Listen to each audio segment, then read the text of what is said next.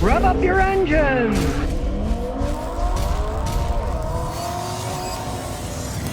Okay, today we got a Subaru Outback that stalls out. You drive it, step on the gas, it has a tendency of conking out. The guy bought it a couple months ago. He's happy with it otherwise. So let's try to figure out what's wrong here. Now it's a 2012 Subaru Outback, and as we can see by the VIN, number 4 is made in the United States. It has 117,754 miles. It's all-wheel drive, and it's a partial zero-emissions vehicle. Now, there's many things that can make a car conk out when you come to a stop and run okay otherwise.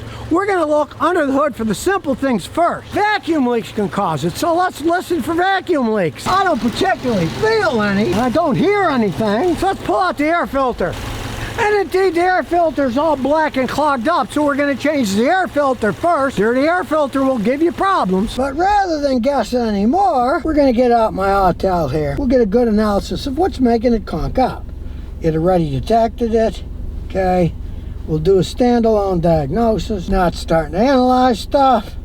And we'll do a full scan. While we're doing a scan, we'll look inside. It's a nicely set up car. You know, got a nice classic setup. There's the clock up there. Older, so it's got a CD player. Check it out. And the seats are in decent shape. The headrest is missing. Somebody took them away. Everything's green. We'll see what happens. Start with obvious things. If there's a code for a problem, there's a problem. You fix that first, if it has to do with the running of the car. Now, if this said something about a problem with the right front window, that doesn't have anything to do with the car stalling out when it comes to a stop. So we would ignore that.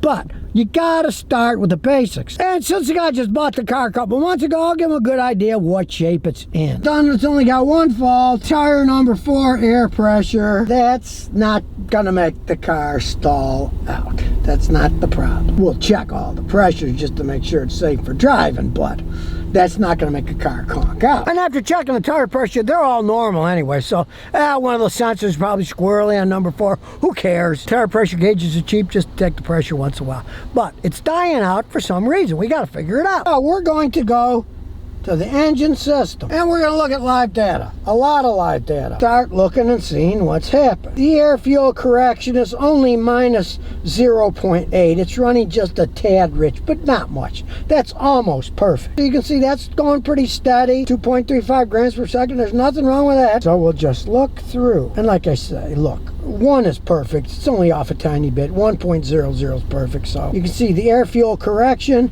0. It's not correcting anything. It's working fine. Realize this is a partial zero emission vehicle, runs extremely lean, and even a little bit off can make the engine conk out every once in a while. I'm putting a can of Bernie's ATS fuel cleaner in the tank when I take it for a ride. Could be as simple, there's a little carbon buildup, and that'll clean it up. From what I see here, other than a dirty air filter, it's not particularly correcting anything at all. It's not overheating, the cooling fans are coming on, but this is something I have against Subaru. If you notice, there's no temperature gauge. It's got a mile per gallon estimator, but it only has an idiot light. There is no temperature gauge, and I don't like that.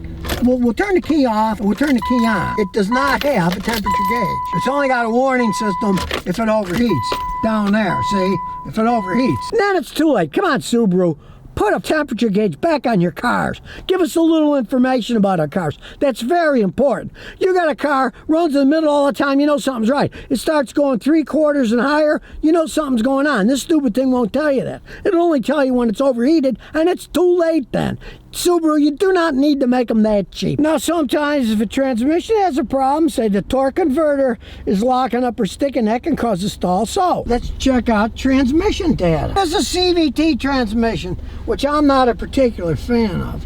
But let's look at the live data. Voltage is fine, it's got plenty of power. All the data looks good, it's black, it's not off. Now we'll try a trick in that.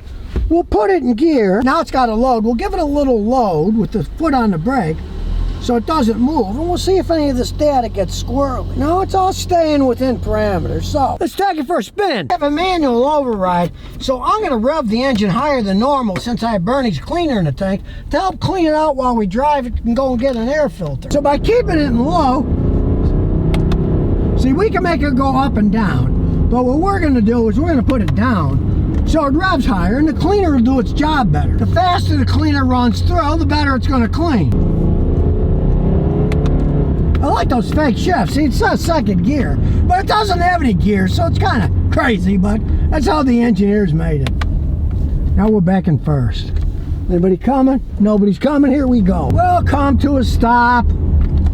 Put it in first gear. And here we go.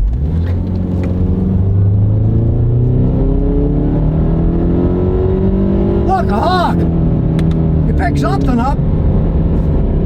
We'll leave it in third at 4,000 RPM. The more RPMs, the more it's going to clean. This might stop it from stalling out entirely. See, the speed limit here is 40, so I'm going 40 in the fake second gear, so it's going about 4,000 RPMs, which is going to really help clean the engine out. And now we got the air filter in, we're coming home, keep the RPMs up, and there's nobody behind us, so we'll slam the brakes on, see if it stalls out, and nothing. Idles like a dream. So it certainly seems fixed. If you want to clean your engine and fuel injection system, you can keep it in a lower gear, even though this really doesn't have gears.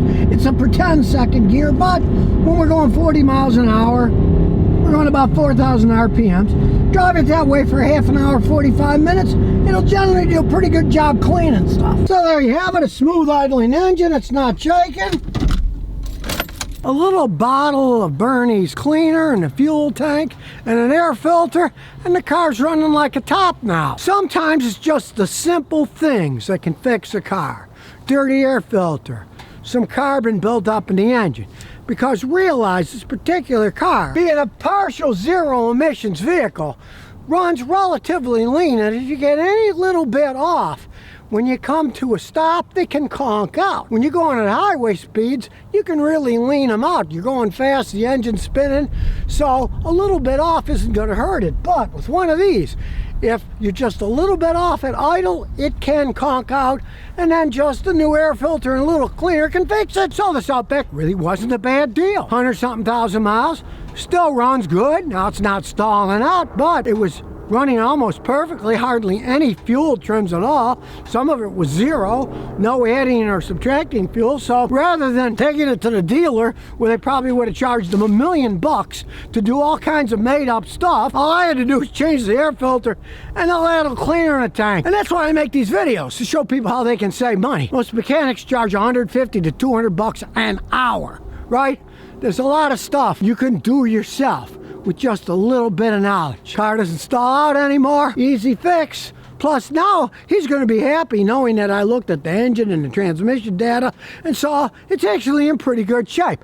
I'm not a CVT fan, and that weird fake gear, 1, 2, 3, 4, 5, 6, 7, 8, I mean, they're faked. There's no gears in the transmission. Kind of a weird design, but I do have to say, it did let me clean it faster by leaving it in the fake second gear, so it spun faster when I was driving at 40, and it cleaned it all up. And here's some bonus questions and answers. Jose McHale says, Scotty, my car shakes in reverse gear. Scotty, I got a Civic 5-speed automatic transmission.